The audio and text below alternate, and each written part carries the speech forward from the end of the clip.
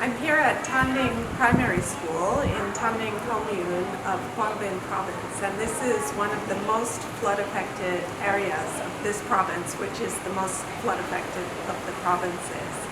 So we just met with the teachers and some of the grade 5 students, and we heard about the experience during the flood period. The school was closed for 2 weeks.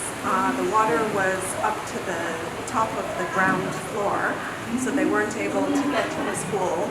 And all around us here, it was water. Boats were going by. The only way to get here was by boat.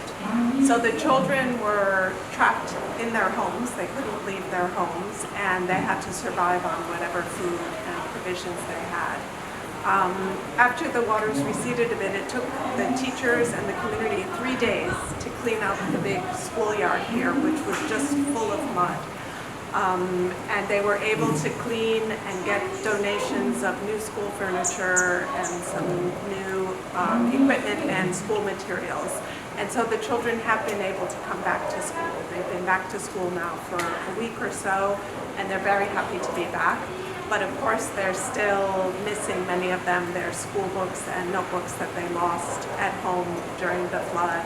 And they're still at high risk. As you can see, it's still raining here.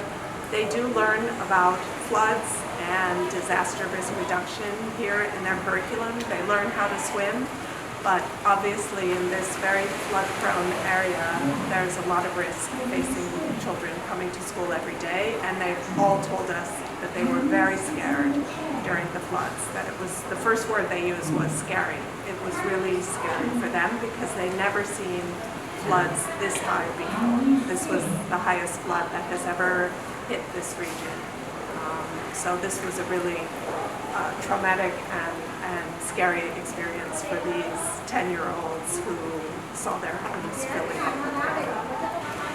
So the children lost 2 weeks of school where they had to stay home and couldn't come to school.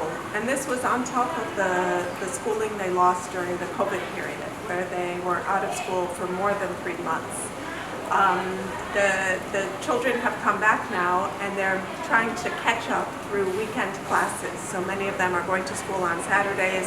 They're going to school extra hours in order to catch up with the curriculum and the other provinces that were not affected by the flooding. So the teachers are really making a tremendous effort to help the children catch up with their learning and stay on top of their schoolwork.